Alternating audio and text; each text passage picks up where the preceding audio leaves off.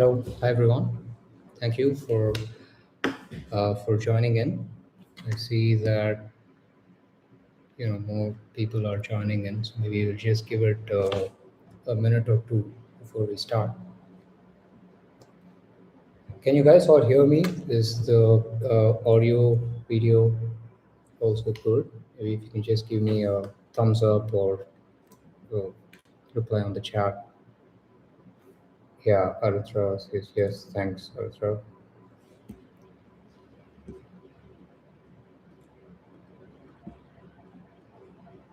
Okay, good. So while we have people joining in, what we can start with is I can just set the stage for what we're planning to do today. As the title suggests, it's a Q&A, live Ask Me Anything. So the focus is you and your questions, and we'll go through slightly in a more structured order, which I'll get to in a minute, so that I can get to as many questions as possible. Before that, just a quick background for those of you who don't know me or my background. I'm Arvind. I'm the principal consultant at AdmitStreet. I have been running AdmitStreet for around 4 years now, helping candidates get into top business schools in the world. We've had success stories across US, US top 10, Europe, INSEAD, LBS, even ISP here, etc. And I did my MBA myself in France. I went to HEC Paris. And after that, I worked in the Middle East, in Dubai, in management consulting for a while before I started at MidStreet. And I'm also a member of AGAP. So it's a consortium of admissions consultants across the world where I've had the good opportunity to, interact with consultants and also adcoms of various B schools. We have a yearly seminar that usually happens in the US. So this year it's hosted by Duke Fuqua. So it's a great opportunity for me and other consultants to interact with each other and also learn from each other, right? And the outcomes. So that's a quick gist of myself. The purpose behind doing this session is it's simple, just to hear from you, your questions, what you have in mind. And because each of you, I'm sure, would have a very distinct, different profile and would be in a different stage in your process. Maybe you've taken the GMAT or GRE, you're planning to, or you're in the final stages of prep, or you've already taken it, you're confused if you want to retake or not, or everything's set, you want to get started on the application. So each person has a different journey, but this is a session to sort of hear from you and sort of see where I can help answer your questions, any concerns, or confusions on the overall process itself, right? So we've received some questions, thanks to those who've pre-submitted, but to respect those that have joined us today, we'll take questions live first from here from the participants that have joined, and then we'll get to the questions that have been pre-submitted. So yeah, let's get to it. What I would suggest is to keep it a bit structured. We sort of segment it into different sections where I can also talk a bit about the topic itself, for example, MBA resume or letters of recommendation, and we'll cover questions in that subsection, right? Any questions you have related to resume or CV, sort of type it in, and I'll do my best to answer them. Right? Similarly for LOR, right? Letters of recommendation. So what I think would be good is to segment it into 5 buckets. First, the overall application process itself, right? So this includes things like what do I do? I mean, there's a lot of things. How do I plan my timeline, right? Something as broad as that to some more specifics on, do I target round 1 or round 2, right? If I have the choice, and so on. Second bucket is CV/resume. Third being interview. So basically video interviews or even in-person interviews, Kira interviews, some schools have those, and so on. Fourth is profile. So anything related to, I would say, extenuating circumstances, right? Let's say you have a career break, right? How do I address that in the application? Or something like I have more than average years of experience. Maybe I have 8 years of experience, right? Compared to the class average of 5. Am I doomed? What do I do, right? So things like that. And the last bucket is anything else. So apart from these, if there's any other topics or questions that you have besides these 4 sort of commonly asked buckets, we'll get to that in the end. So if that sounds good, let's kind of start with an overview, right, just to set the stage before we deep dive into the specifics of sort, is what are all the various components that we have in the application, right? So if you can see my screen, uh, I'll just let this play on the background, and maybe I'll talk about it for just 1 or 2 minutes because I want to get to the questions.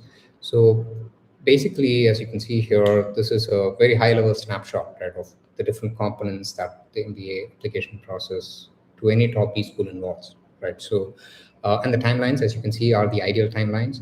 So, I mean, I would love for every one of you to follow this timeline, but I understand life is not ideal. Some of you may have started GMAT preparation, some of you would have gotten done with GMAT, some of you are yet to, and so on. But think of it just as an ideal time. If you feel that you are, let's say, in the ideal time frame, great. If not, you need to either pace it up, you need to see, what or how to adapt the strategy, right? So basically, starting from building your profile, which honestly is an ongoing process, right? So there is no perfect profile, but that involves your work experience, your academics, researching about the schools, so on and so forth, is something that I'd say would be ideal to start doing at least a year, maybe 18 months before your actual deadline. So let's say you're looking at September. Ideally, it would have been great to start it with some basic research, right, on what you're looking at, what kind of schools a year before, right? Then comes the bulk of the 12 to or 6 to 12 months, right, which is basically where, let's say, we are for round one at least, which would include things like selecting the right schools, right? And because it's a two-way street, I mean, as much as you prioritize a school, the fit has to be both ways as to why you're applying, and so that it comes through within the and the interviews and the overall application. And then, of course, preparing for GMAT, GRE. Some schools also have an English test requirement, right? California-based schools, for example, ask you for IELTS, TOEFL, even schools like LBS do that. So basically knowing the rules of the game, right? Because you don't want to, let's say, for example, be aware that, for example, LBS needs an English test, which is IELTS, TOEFL, or even Duolingo test. Some of the other California schools also need that, like Berkeley has. So being aware of that and planning that is, I think, the first step, right? In terms of what are the requirements, what are the tests that I'm supposed to take, and what are, at a broad level, what are the kind of schools that I'm looking at, right? And then comes the bulk of the application process itself, which includes mainly three components in review: CV, essays, and letters of recommendation. Of course, there are some additional ancillary ones. Some schools have, TIRA video essays and so on, but these three take the most amount of time, right, for most people. So doing that involves a mix of, introspection, going through your journey, because that is something that I feel, especially Indians are, including myself, right? When I was applying, we are not the best at self-reflection, introspection, and being very honest, for example, about our flaws, right? Because we're born and brought up in a system that, really rewards grades, scores, math, analytics, which are great.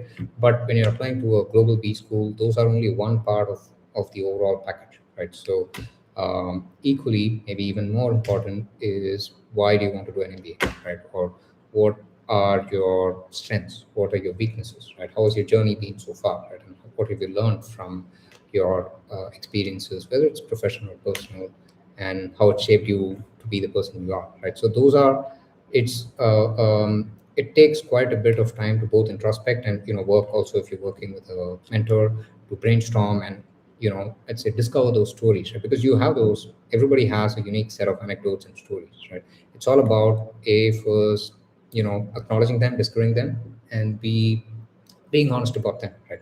And by being honest, sure, you want to be very honest. At the same time, you don't want to shoot yourself in the foot, saying something that, that might jeopardize your application. So that's where the mix of, let's say, brainstorming plus, introspection and kind of presenting it in the best way takes time, right? And hence those suggested timeframes of, let's say, at least 6 months. Sure, we have worked with candidates that have done essays within 2 3 months, sometimes slightly less as well. But it's stressful, right? Because if you have a deadline approaching in September, you have a bunch of essays, CV, LORs being done or yet to be done, and you have only 1 month, it becomes difficult because you'll also be working in a full-time job, right? So I'm pretty sure all of you are working, you have your own commitments there and so on and so forth. So allocating time to introspect, and introspection is best done when you're calm, right? So when you're stressed, either you miss out on certain anecdotes or even on the best way to present them. So I think in terms of both those CV essays and also LORs, we'll get into those specific buckets in a minute. That is usually the process that we follow and that I always suggest is take your time, even maintaining a small diary, right, on your iPad or laptop, or even on your, if you're into physical diaries like I am, a short note of what you learned in that particular day, right, through a project. Maybe you had a meeting with a certain client, right? You made a mistake, they taught you something, right? Just 1 or 2 lines on what you learned will strengthen that muscle of introspection, right, on how you think about what you've done, how it has helped you, whether it's a positive or as in an accomplishment or a failure, right? So I think that's the muscle to train or start training, is being introspective and trying to put things down on paper. And then comes sort of the application stage itself. Once you're done with CV, LORs, with your recommenders, essays and so on, submitting it. Some schools have video essays, schools like Kellogg, even INSEAD, LBS have introduced a Kira video essay component, which is kind of like a live interview, right? The only difference is there's no interviewer on the other side. You sort of pre-record, or sort of you'll be shown a question where you record and submit. So yeah, I'll leave it here, and I'll have you guys shoot your questions on anything that you see here, on anything that's relevant to the slide. Sorry, are you guys able to see the screen yet? Because I see some people are not able to see.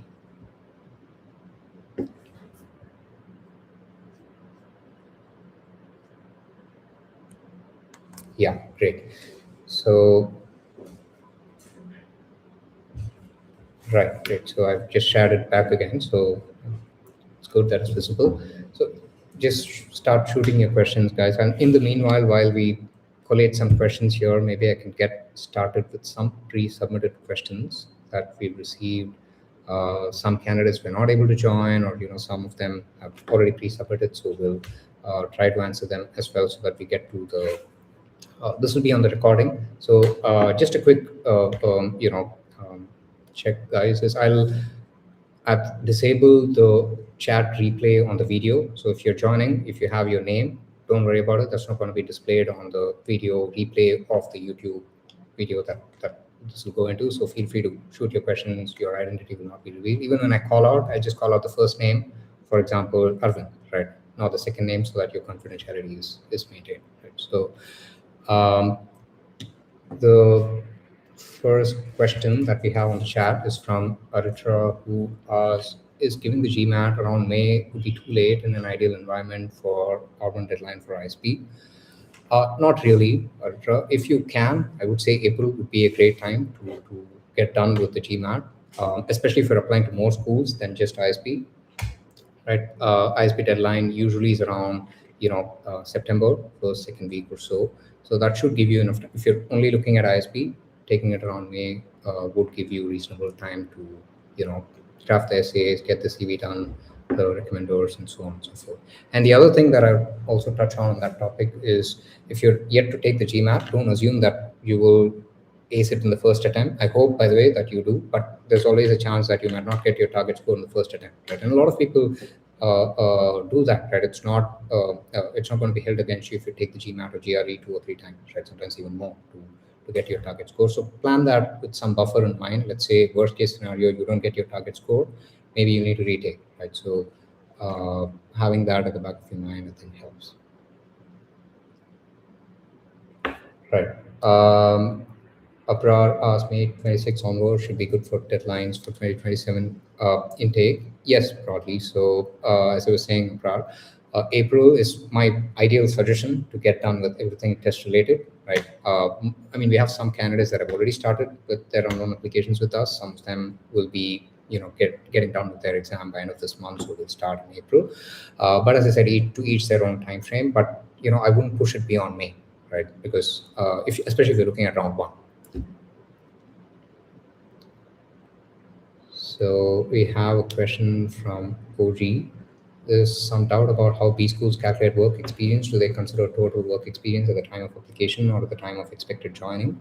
At the time of expected joining, at the time of matriculation, right? So generally speaking, when you see all these statistics on B schools' websites on the average work experience is 5 years, right, or 4 years. That is as of the joining date, right, the matriculation date. And the reason is simple because people apply in different rounds, right? So to keep it standardized, they want to know your number of years or months until you join, right? So let's say somebody's applying in round one, which is 3 or 4 months before round two. So it's not like their work experience will be any less because they'll both be joining the same class, right? So it's as of the joining date.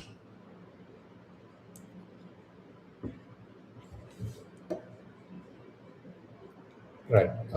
We have a question from Guru. Will you be able to take us through a standard essay and profile format, if there's any? We can. I have a slide that maybe project that in a minute. Broad tenets of what are the levers that you can pull to make a great profile, right? Because it's a very broad topic, right? To have a strong profile or to have a competitive profile, but there are some levers that you can pull. We'll get to that in a minute, Guru. That's the next bucket that we will be discussing. Ipsita has a question. Would you have any suggestions on extracurriculars that meaningfully strengthen the profile? So, good question. And the broad answer is it depends on who you are. But I know it doesn't help if you just put it that way. But let me just break it down in terms of what is a good extracurricular activity to present to a school, right? So, in my view, two things matter. Which one is consistency and two is longevity, right? So you don't want to have 5 or 10 extracurriculars that you've done over 2 weekends each, right? At the same time, you don't want only one that you've done, say, 10 years before, right? So ideally, you want, and to me, quality is more important than quantity. So even if you're involved in just 3 or 4 extracurriculars for a reasonable amount of time, right? Ideally, a year or more, but yeah, somewhere around that time frame where the frequency of involvement is somewhat, let's say, consistent. Doesn't have to be daily, doesn't have to be weekly. Even if it's, for example, a CSR activity that you're involved in your company where you do a beach cleanup once every quarter, right? That's a good one, right? If you've done it for, say, 2 or 3 quarters or 3 or 4 more. Or if you teach underprivileged kids in your neighborhood or even online, right? And you do that once a month, you'll be doing it for 3 years, 4 years. That's great, right? So I think what I would optimize for is how long I've been involved in an activity and also how frequently, so that it also stays true to yourself, right? Because one of the mistakes that I've seen a lot of candidates make is just to pick up a hobby or an extracurricular 3 months before or even 6 months before an application, right? Could help, but not too much, right? Because even if you do one activity for 6 months every weekend, maybe it might help to an extent. But to me, if you've done something over 2 years, 3 years, even if it's, say, once a month, that speaks to your character, right? You can say why you did it, because equally important is not just what you did, but why you did it. What you learned through the process. Maybe you've done some mistakes. Maybe you've met other people through that activity. How did you grow as a person? So I think those are also important aspects to keep in mind beyond just what you've done and what the result of it is. We have a question. Anirudh says, would a production management experience in the animation industry be a disadvantage in application to a good school? At the face of it, no. Anirudh, that maybe I can take a deeper look at your profile. You can reach out for deeper evaluations. I'd say reach out through the website. There's a form, you can fill it in and I'll get back via email. But just the question that you asked, to me, is even a differentiating factor because most Indians that apply, especially Indian males, are either engineers that have worked in software, maybe even product, or CAs, right, in some finance role. So if you have a sector or domain experience that's different than this, if it's presented well, it's actually positive. And on that note, what would also be important is what are your goals post MBA, right? Because that is something which we'll get to in a minute or in a couple of minutes down the session. But basically, what is more important is what you've done in that role, what you gain, and where you want to get to post MBA, right? I worked with a candidate who had I wouldn't say the exact same background, but he had media industry experience, and he wanted to do consulting in Los Angeles, right? So Los Angeles, as you know, has a lot of entertainment companies, and consulting firms have those entertainment companies as their clients. And he made it to UCLA, and he's doing that. So basically, the short answer is it's not an issue as long as you're clear on what you've done, what you've learned, and what is it that you want to that you can justify an MBA would help you for. Farhan says, got waitlisted at ISB Ross with GMAT 695. Should I improve my score for reapplicants for these schools? Sorry to hear that, Farhan. I think the score looks okay to me, unless the sectional split is very skewed. Quant, verbal, and DI. If the sectional split was balanced, I wouldn't worry too much about the score itself. I would want to take a look at your application just to do a high-level thing analysis to see what might be the probable cause for these rejections. A, where you interviewed first, then rejected after interviews, and if not, then take a look at the applications, because the score is an important factor. I'm not downplaying it, but in my view, beyond a certain threshold, it depends on the school, their averages. So general rule of thumb is to aim for GMAT, say 20 plus points above the published median or average of the school, right? So ISB's is 675 or 685, something like that. Ross is also, I think, somewhere around that number. So if you're 20, 30 plus points above that, I wouldn't worry too much about the score. Maybe it's the other aspects. So if you're reapplying, obviously you want to be conscious. You don't want to submit the same application. You want to understand what went wrong or what can be improved. It could be the score. I can take a look if the sectional split, etc., is okay or not, or it could just be the application, right? So your career goals, doing enough research on the school. Ross also has a question on why Ross specifically, and so on, right? So all those components are also equally important. So if either or one or more of those components were not as strong, that might have also been a cause for the suboptimal result, right? So, and by the way, if you guys have any questions on reapplication, if you want me to do a ding analysis, obviously it won't be possible in this live session, but you can send me an email or go to the website, fill up our form, and I can get back to you with a high-level ding analysis of what can be done better if you're reapplying. Jaishnav has a question. What's an ideal GMAT score for the top 10 B schools in Europe? Jaishnav, it depends on, we made an article on this, and just finding the link that I'll attach to the chat. So that has the latest published GMAT averages of the top B schools, both in the US and Europe/UK. Just a quick note on that. Most of the published averages are the GMAT Classic Edition, right, for GMAT, because GMAT made a change, as you know, to Focus Edition around 2 years back, slightly more.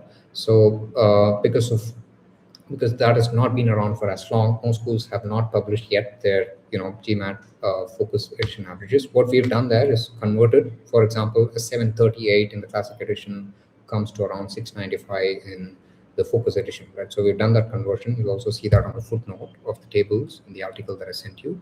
But broadly speaking, if you're looking at an average as an Indian male applicant, which I'm guessing you are, it'll be good to aim for 10, 20 plus points above the average, right? Because the numbers that you see there are the global averages, and obviously a lot of people are international candidates, and Indians and Chinese generally tend to have higher scores. So aiming for, say, 10, ideally 20 plus points above the average would be ideal in my view. So we have a question from Edwin. When would be the maximum final deadline month to crack GMAT so that we could try applying to ISB? If you're only looking at ISB, Edwin, I'd say the most that, at least personally, I've seen is 3 weeks before the application deadline, right? So that you have, assuming that you've not done any work on the application itself, right? So, of course, some people do it just within a very short time frame. Obviously, not what I advise, but yeah, I would say the most that if I were you, I would push it to is, say, 3 or 4 weeks before the deadline. So we have another question from OG. Even if I've worked at 2 different organizations at the time of applying, would it negatively impact if my recommenders only from one of the 2 organizations?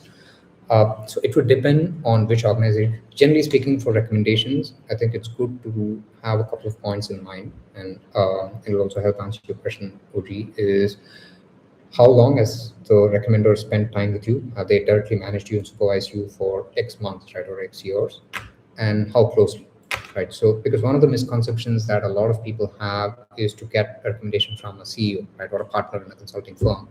While that might work if you're looking at other jobs, an MBA application is a different ballgame, right? So here, the title of the recommender is secondary, in my view. What is more important is how closely they've supervised you and for how long, right? So, because unless you are in a very small startup, the odds are you'll not be working closely with the CEO, right? Or even in a consulting firm, unless you're in a very small boutique firm, you're not going to work directly with the partner on a very close basis, right? There are exceptions, but generally that's not the case, right? So, if you ask a CEO or a partner to write a recommendation, A, it might be superficial, they might not get into the depth of things, or B, they will not get into sort of too much details, right? Because if you see the LORs for most schools, they ask specific questions in an essay format, right? Much like your application on what are the key strengths that the applicant possesses, right? When was the time that you gave constructive feedback, right? So there you ideally want them to have some anecdotes where they can back it up to say, this candidate is a very strong, person in terms of their data analysis capabilities, right? If they say only that, it's not strong, right? But if they back it up with an example on during this project, they did this, they were able to analyze data from or collate data from a lot of sources and get to this result, and this was the outcome that we had. That was strong, right? Because that is something which is convincing, and it shows that you've done that, and hence the inference that you are strong analytically, right? So, to your question, back to your question now on if you spend time in two organizations, try to have the recommendation from some schools need only one, like ISB or some of the US schools. Some schools need two, like NCR or so on. If there's only one, I would prioritize the person who supervised you for the most amount of time, right, and has worked the most closely with you. And then comes the second priority, right, for schools that need a second recommendation. Right. Another question from Jashnal: how easy is it to get accepted into a top B school in Europe, being from an engineering background with 4 years of experience at the time of joining as a software engineer? Um, 4 years is slightly on the lower side for most European schools. I think a good rule of thumb is, I mean, it's not a direct formula, but a good rule of thumb is European schools tend to have slightly more work experience, in their class profile than US schools, right? So, and that is also visible on the class profile, right? If you take a look at the statistics that most schools have published. And 4 years is slightly on the low side. Obviously, it's not, it would depend on which companies you worked in. Have you had progression there, promotion ideally, or increase in responsibilities? And also the score, right? Because the score can, to a good extent, compensate for, the sometimes the lack of work experience, right? Because all schools want great scorers in their class, right, to bump up their averages and to boast and reasons like that. And more importantly, it's also it speaks to your academic abilities, right? If you can handle both GMAT and also GRE are timed, time constrained environments where you are expected to think quick and respond. So if the score is more, at least say 20 plus points above the average, I think it can to a good extent compensate for the below than average work experience. But having said that, a lot would also depend on which company or companies you've worked in, if you've had promotions, progressions, etc. If it's a consulting firm, great, because as they say, in 1 year in consulting is like 3-4 years in industry, right? So that is an industry where I've worked with many applicants consulting. I mean, MBBs, Big Fours, etc., where they sometimes have less than average years of work experience, but they still make it because they would have had a good breadth of projects that they worked on, right? So we have a question from abroad. Do B schools also look at your GMAT test history? Some of them do. For example, INSEAD particularly asks you to submit all the historic scores that you have, right? So not all schools, some of them do.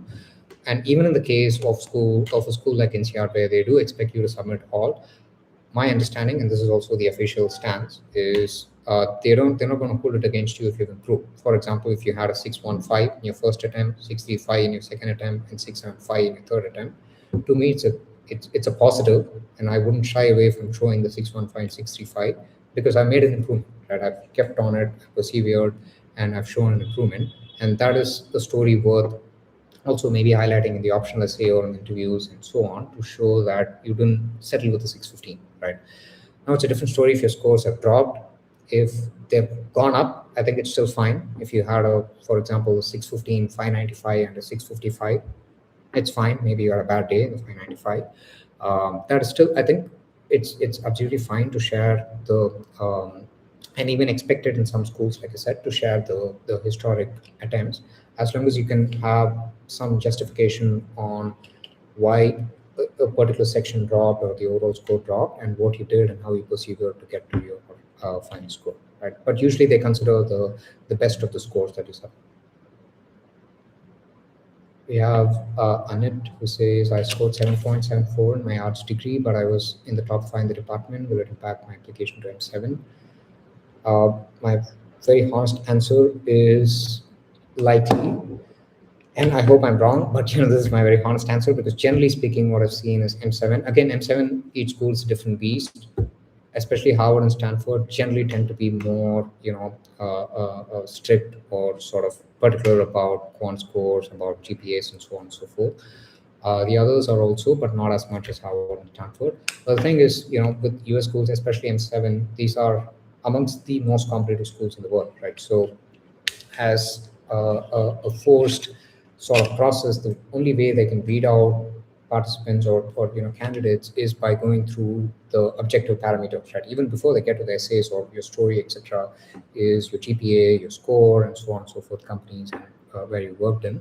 So obviously that I wouldn't stop you from applying, because if you can corroborate that story with the commentary that you have, which is you were still the top 5 in the department, and if your GMAT or GRE score is high, I'd say definitely by all means go and apply. But this is generally something that I've seen is M7s, especially Harvard and Stanford, tend to be a bit more finicky about grades and score. But past is past, you can't change it. But what you can do now is to do your best to get the best score that you can, because that will, in any case, that's going to help you sort of offset the GPA, whether it was low or even just optically.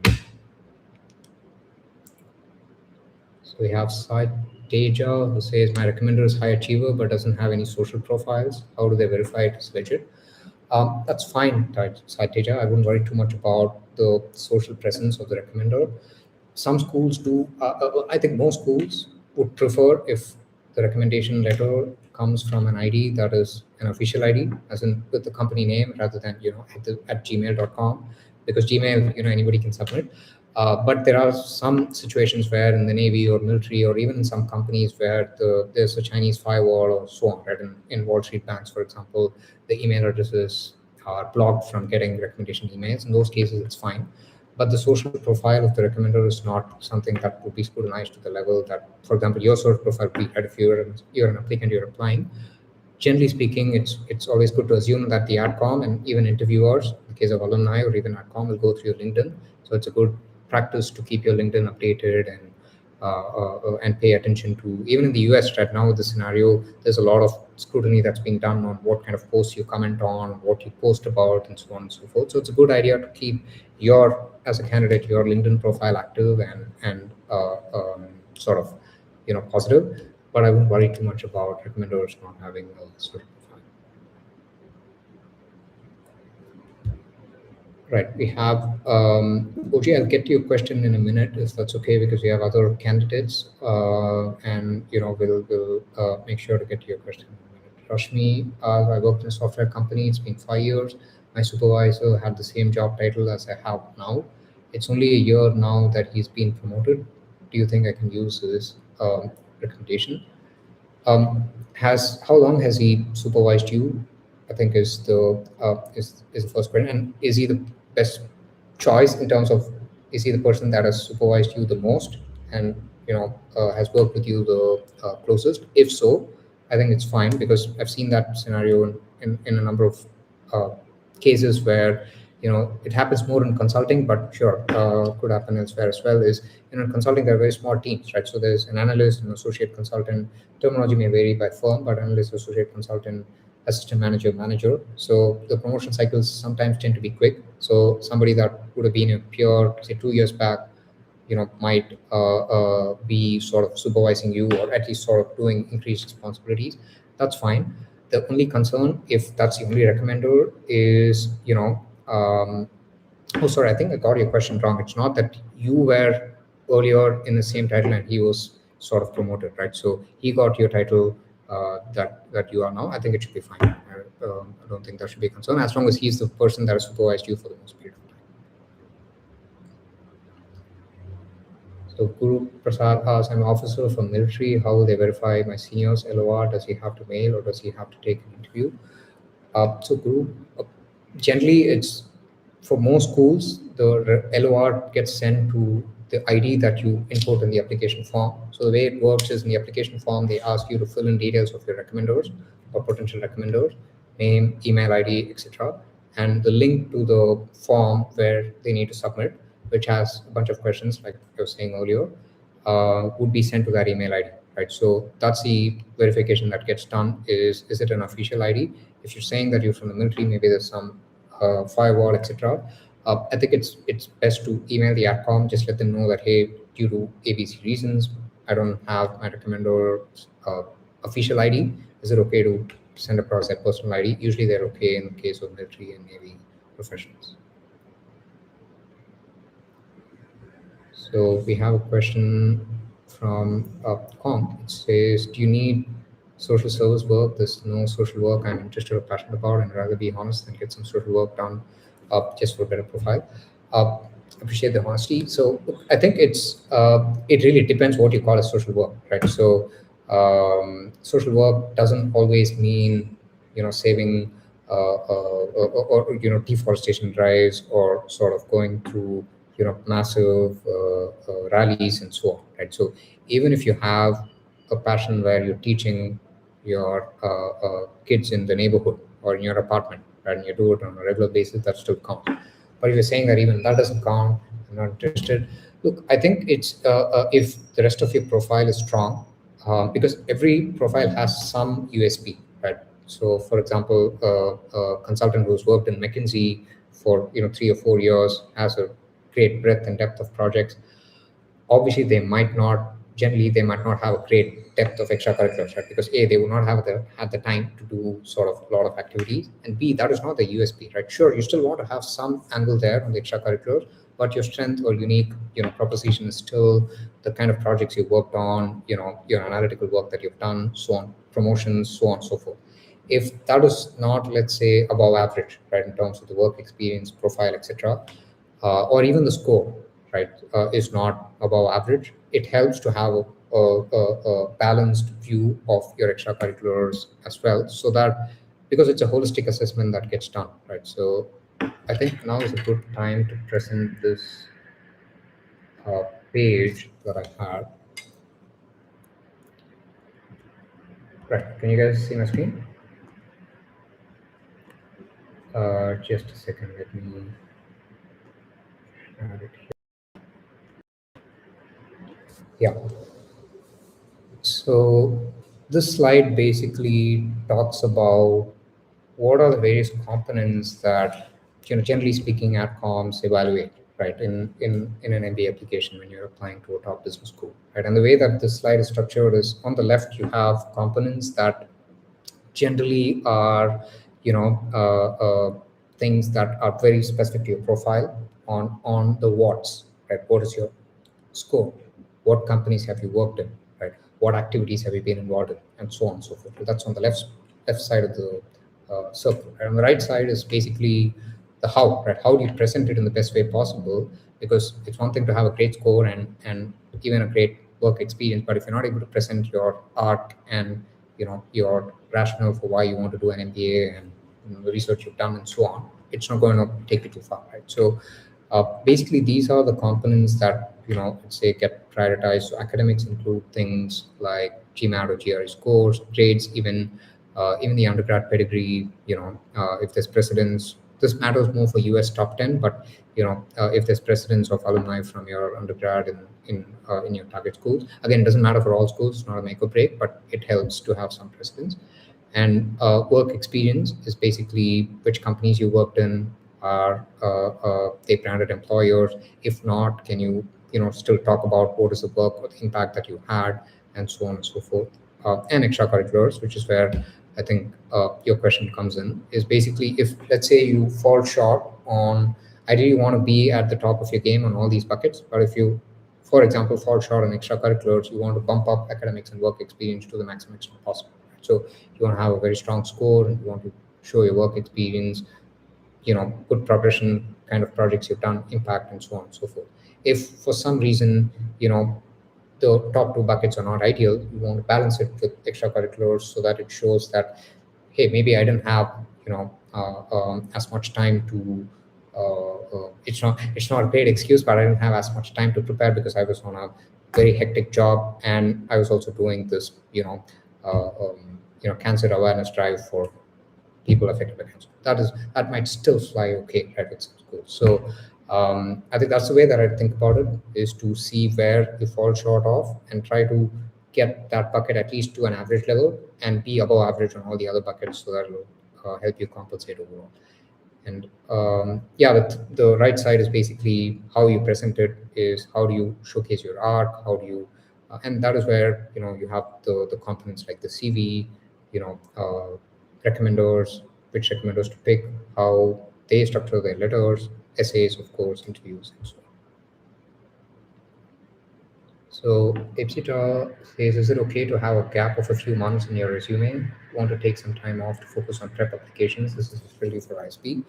My honest advice is no, because if your only reason is to take a gap and prepare for GMAT or GRE, I'm sure you could take break. If you mean break as in a couple of weeks or even a month or so, as a break, it's fine. But if your goal is to quit your job so that you just prepare for GMAT or GRE, I think it's not ideal in my view.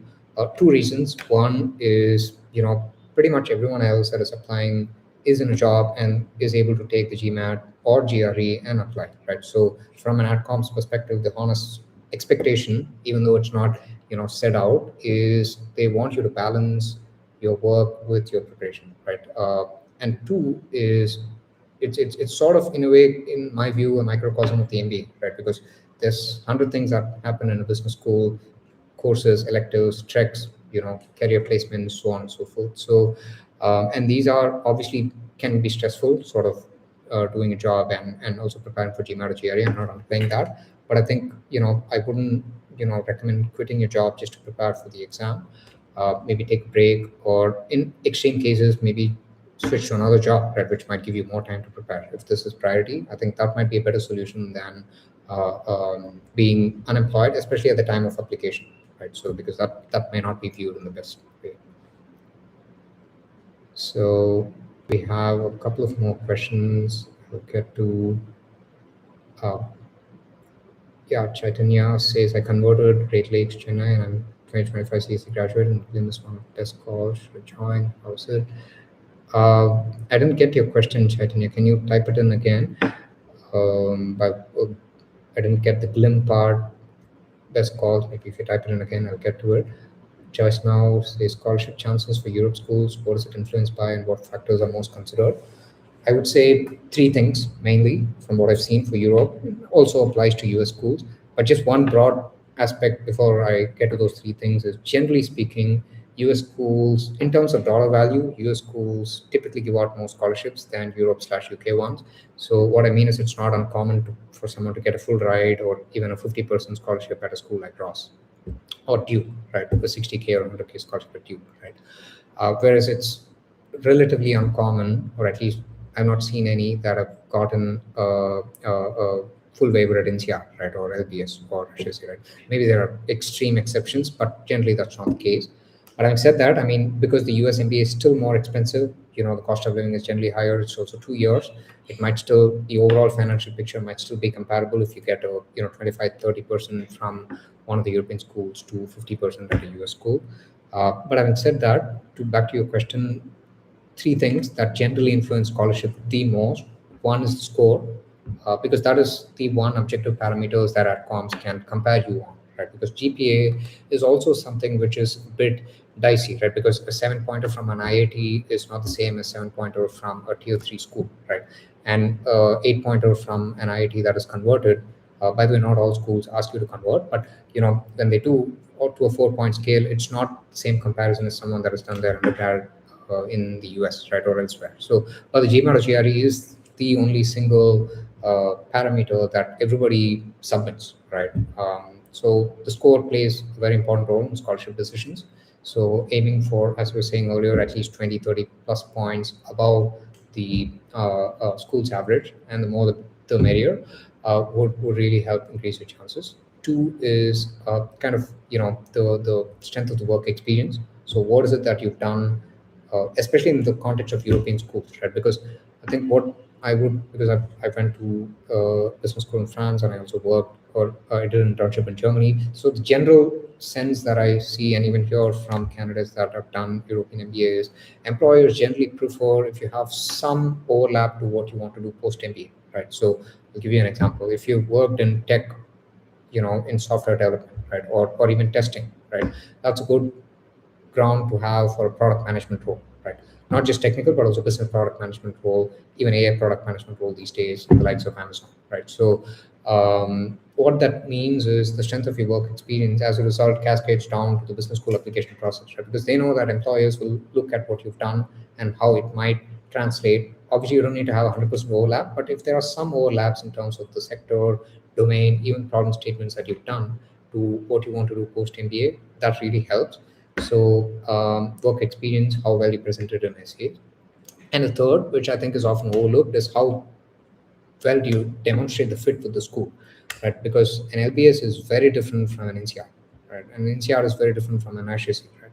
And an HSC is very different from ISC, right? So, and obviously those schools know it, and they will, as much as possible, try to get it from you, as your understanding of why you are uniquely positioned to join them, and why they are the best fit for you at this point, through essays, through interviews, so on and so forth, right? Because NCR particularly is a school that I've seen, interviews done by alumni, right, for NCR. So generally speaking, one of the questions that they always ask is, why NCR? Why not LBS? Why not HSC, right? So, and going beyond the surface level of, this is 10 months or 12 months, and this is 2 years. Sure, that can be one of your factors, but it has to be deeper in terms of how well you demonstrate the fit with the school, right? Conversations you had with alumni, with students, even the outcome, to really figure out the ethos of each of these schools. And if that fit is super strong, I think that is also a great way to increase your scholarship chances.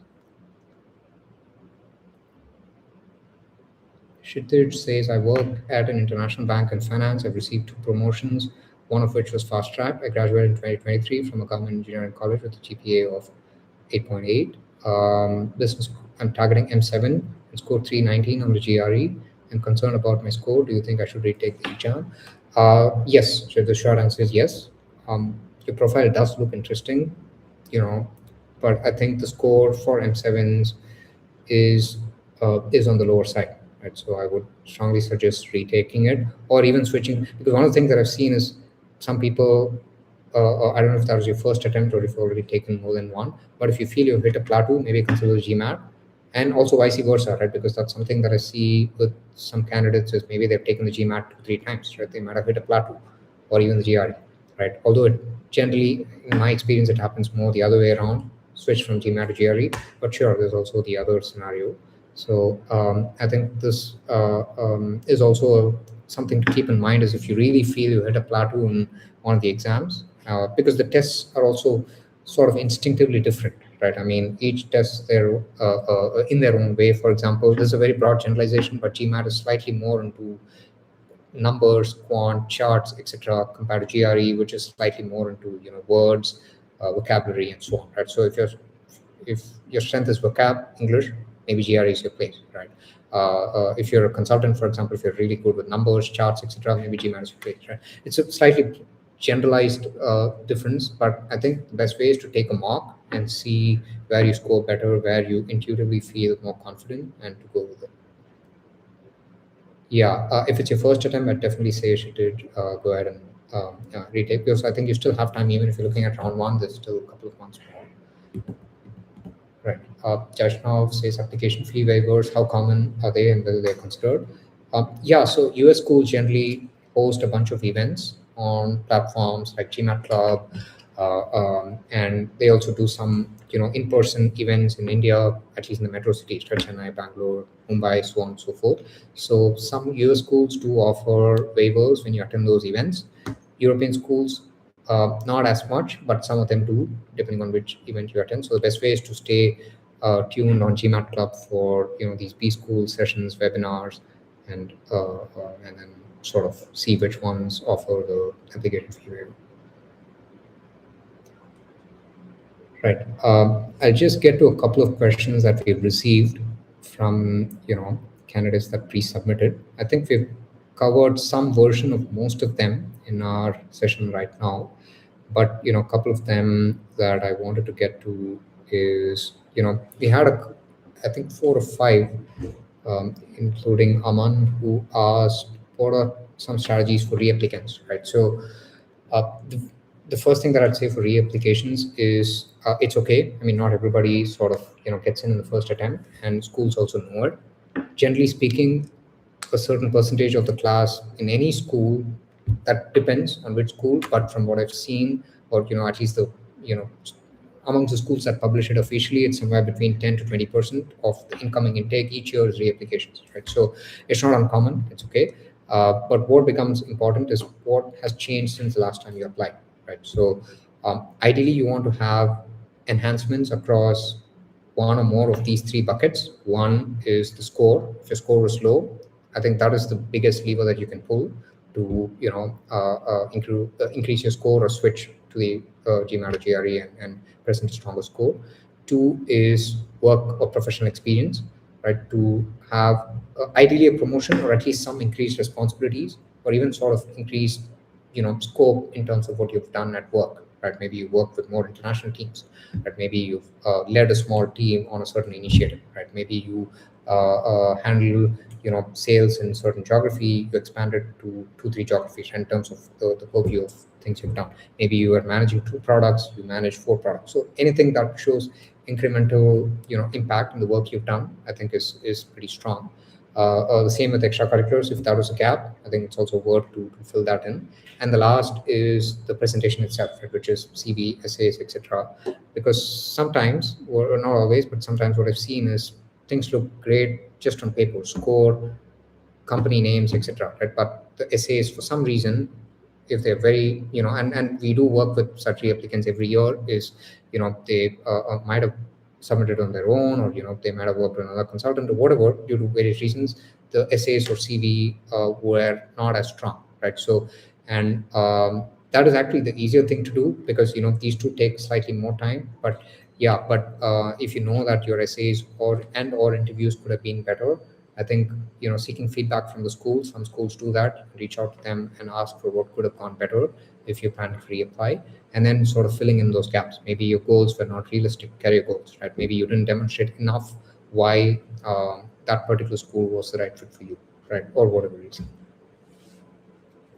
So we had one more kind of, I'd say, common bucketed question that we received from 5 or 6 uh, participants is, what do I do during these 6 months, right? In terms of we are in the mid of March, let's say we're looking at round one. What do I do in these 6 months to make sure that I put my best foot forward, right? So I'll just keep it at sort of what I would do if I were in your shoes, right? Because I was also an applicant at a number of years back. So if I am looking at applying in round one, I would start at this point with, ideally, I would have completed GMAT or GRE. If not, I would just prioritize my time, energy, focus completely on the exam, right? Until I get the score done, dusted. I mean, there's different schools of thought. Some people are okay with, some consultants, even or mentors are okay with, working on the application in parallel, etc., and so on. That might be not ideal in my view, because I'm someone, and I think a lot of people would be more efficient if they just focus on one thing and get it done, right? Because those are also different things, right?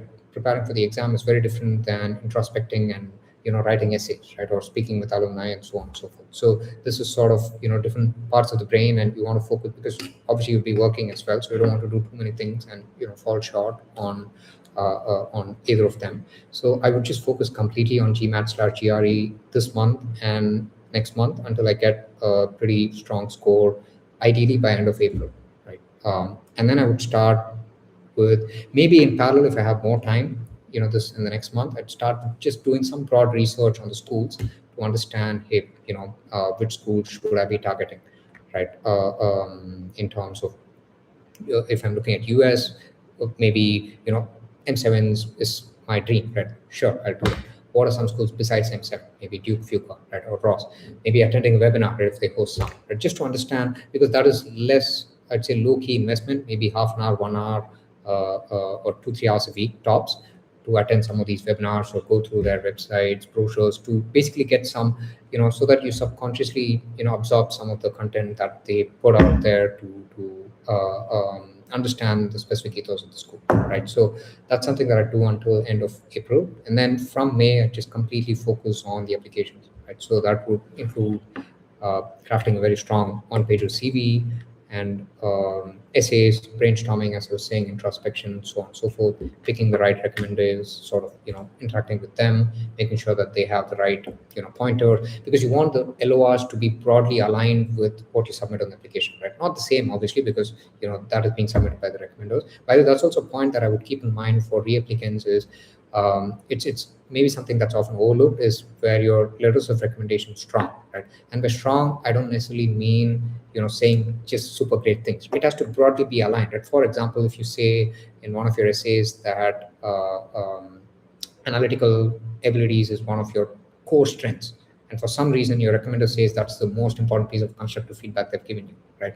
That's not ideal, right, from an AdCom perspective when they try to sort, because LORs are generally used to sort of broadly match and see, is this the same person, right? Are they being honest, so on. So CV, essays, LORs, in terms of both introspecting or brainstorming if you're working with a mentor or consultant, and understanding how to best present your version of your story to the school that you're applying, right?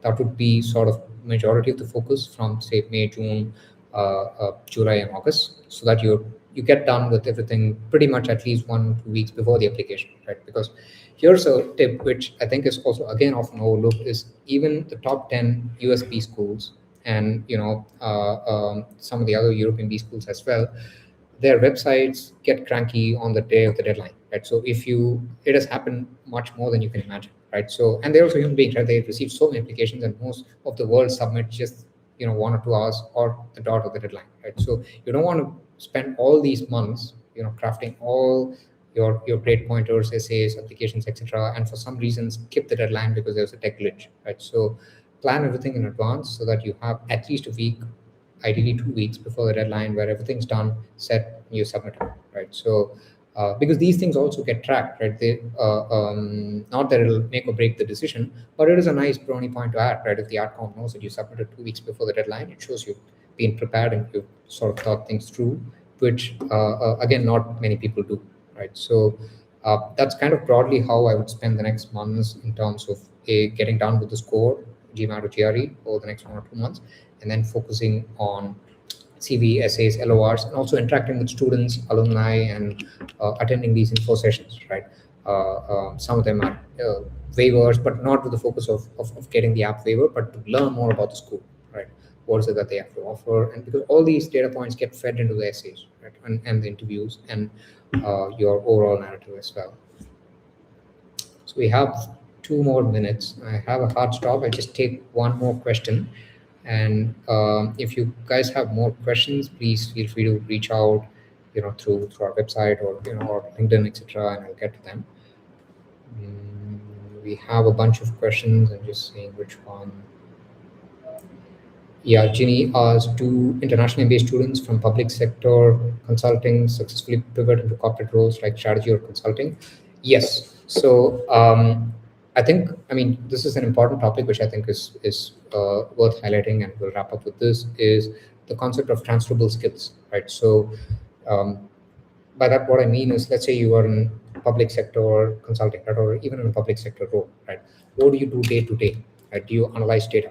Do you, work with stakeholders? Do you do interviews? Do you consume, subjective and objective data? Do you present that to certain stakeholders? Do they make decisions? What decisions do they make? Right. So things like data analysis, cross-functional collaboration, international exposure if it's applicable, and so on, are aspects that can transfer well to a consulting role, right, or even a corporate strategy role. Sure, the context is different. You're analyzing a different set of data there. Maybe that's more business, this is more technical, or vice versa. Maybe you're interacting with a different bunch of stakeholders, right, CXOs, than just managers and so on. But I think breaking it down to the basics to understand what are the skills that get transferred to your target roles, I think is the more important part, right? So, because generally speaking, if you break it down to sector, function, and geography, because these are the three switches that, three levers or switch off switches that most candidates want to make, right? Some want to just change their sector, some want to just change their function, some want to change geography, some all three, right? And the triple jump is also doable, right? As long as you're clear on what is it that you've done that transfers well, and also what are the gaps that the MBA would help you fill to kind of get there. All right, good. I think it was, well, I know it was a very good session for me. I was happy to hear from you guys, and I hope that it helped you. My answers were able to help you at least clear some, confusions or dilemma or clarifications that you had. If you have any more questions, guys, because I have another session I'll need to drop off, is I'd suggest that you reach out on the website or send me an email. I just send you the link to the website form here on the chat that will take you a couple of minutes to fill in. If you also need a detailed profile evaluation, we'll also do that. Generally, it is easier to do that with the score, right? Because the score does play an important role. But if you're planning to take the exam, it's fine. Just let me know in the form, and we'll assess the profile sort of pending the score and sort of be in touch. And yeah, if you have any other questions as well, feel free to reach out. And yeah, I hope this was helpful. Thank you, guys, for joining.